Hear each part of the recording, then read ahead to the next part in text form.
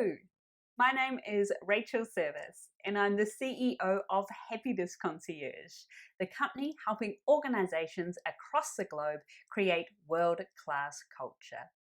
In this video, I wanted to talk to you about the first factor of world-class culture, why it's important, and how it can shift the dial on behaviors and culture within your organization.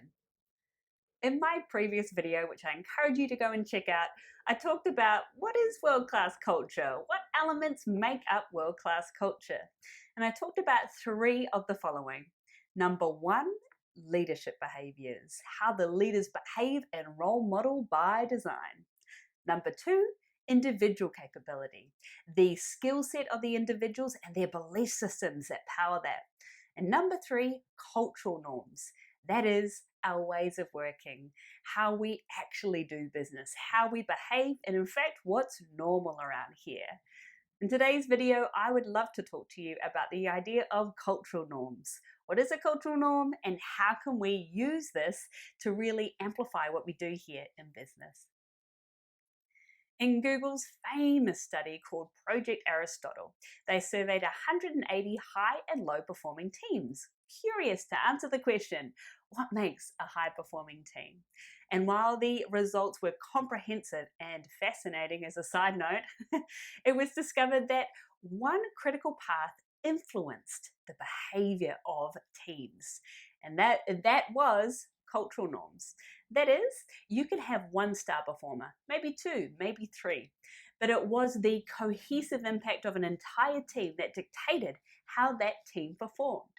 So if our value on the wall is work ethic, but our cultural norm is we turn up to meetings a little bit later than the start time, or we don't meet deadlines, or we don't always support each other when we're in different meetings, what that ultimately does is dictate how our team and indeed how the entire organization performs.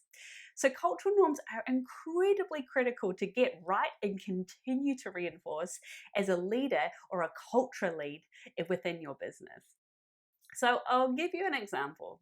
At Happiness Concierge, we have three cultural norms, and we've worked really hard at moving away from what we think a cultural norm should be. Instead, started to focus on what would we like an optimum way of working to be to reflect how we work, but also reflect the reputation that we'd like Happiness Concierge to have. So we came up with three. Number one, audience before ego. Audience before ego. Now, why is that important?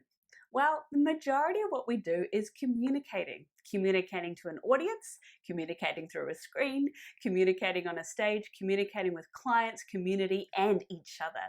And so often when we communicate or present, it can be so tempting to think to ourselves, what do I need from this? Or what do I need to put forward?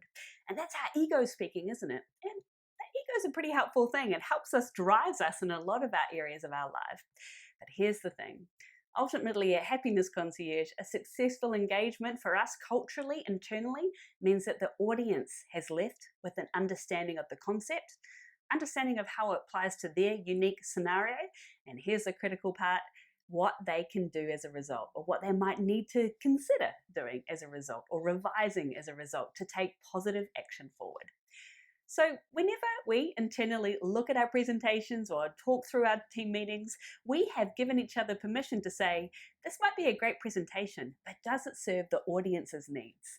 Sometimes it's called a client-first mindset. We call it an audience-first mindset.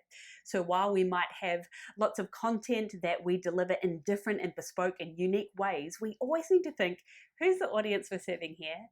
And how do we retrofit our communication style and indeed everything we do to enable that audience to go away thinking, woohoo, I know how this applies to me, I can see its relevance, and I know what to do or not to do as a result. A second cultural norm that we instilled was fail privately. The F word. The F word has so much buzz, doesn't it, in so many business circles.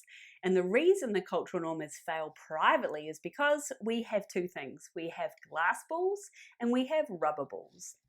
Glass balls, well, they're things you don't want to drop in front of your important stakeholders, the clients and the audiences that we serve. They're almost a non-negotiable. Rubber balls? Well, that's a little bit more flexible. That might comprise internal deadlines, internal areas where there's a bit more flexible on deadlines. So when we say fail privately, for us, the promise that we've made to the market for our brand reputation and quality control is we want you to have the best possible experience. We can guarantee you, and I can personally guarantee you as a leader, that anything we deliver to you is never for the first time. It's never not been rigorously tested. We aren't jumping into our online link without testing our platform. We aren't delivering our presentation without getting some feedback on the best way to drive it for the audience and inside. When we say fail privately, we've by design created a number of measures inside the Happiness Concierge workflow to have private rehearsals, feedback sessions, how might we sessions, discussions and internal deadlines to support our trainers, facilitators, coaches, and even myself, the CEO, to practice before we lead with anything with the client or our audience that we have in mind. So we say fail by all means, but we prefer that you fail privately. And to do that, here's precisely how we want to help you do that. And the third cultural norm that we have, and we talk about it a fair bit, is feed it forward. Feed it forward. This is feedback in action. Our feed forward methodology is as simple as this. Please give me feedback to drive a project forward. I'm giving you permission to give me feedback that enables me to drive the project forward. So as we know, we give feedback for 3 reasons. 1, to reinforce a behavior. 2, to adapt a behavior. And 3, to help someone achieve a goal. So we're at Happiness Concierge, we make it pretty explicit that we expect feedback, or feed forward as we say, fairly regularly in order to move a project forward, in order to fail safely, in order to serve our audience before ego.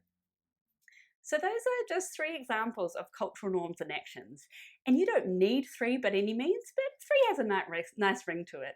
We always recommend that you have no more than 3 because it's a lot to remember. And so often I do ask employees, so tell me about the values of your organization. And they'll say, oh, well, I'm not actually sure what they are, but I can tell you who gets promoted or who gets rewarded around here and what those behaviors are, and what behaviors are endorsed, which tells us a lot, doesn't it? When I think about comparable case studies to clients in our care, I think about a client who said to us so beautifully, look, we've done years of analysis, years of study and years of reflection, and it all comes down to this. Here's the cultural norm that we would like to embody. How do we make feedback part of our organizational DNA? How do we make feed forward something that everyone from the bottom to the top and all the way in the middle feel really comfortable activating? So if you're listening to this and you're thinking, gosh, how might I embrace cultural norms within my organization? I would challenge you to think, what would happen if I purely notice what behaviors are rewarded around here?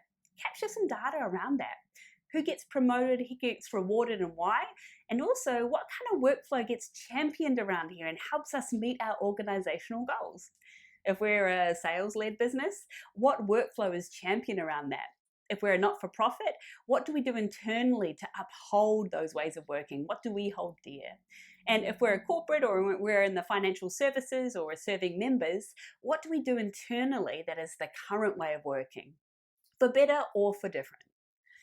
And then I want you to think about which of these behaviors enable us to deliver on our organizational promise. And further to that, what would we need to do differently to bring that to life? It's something small to think about, but it can have tremendous impact. When we do our cultural norms exercise with teams, and particularly leadership teams, we often ask them, what really irks you about the way we're currently working? And conversely, what way of working would enable you to achieve your potential or deliver what would hold you to the highest standard, a standard that you absolutely know that you're capable of? I hope that's given you some guiding thoughts today. It's been my privilege and pleasure to have an informal chat, albeit through a screen, about cultural norms. And if you're curious about any more of our world-class culture framework, please hop on to happinessconcierge.com, or even better, send me an email direct at rachel@happinessconcierge.com. Can't wait to continue the conversation.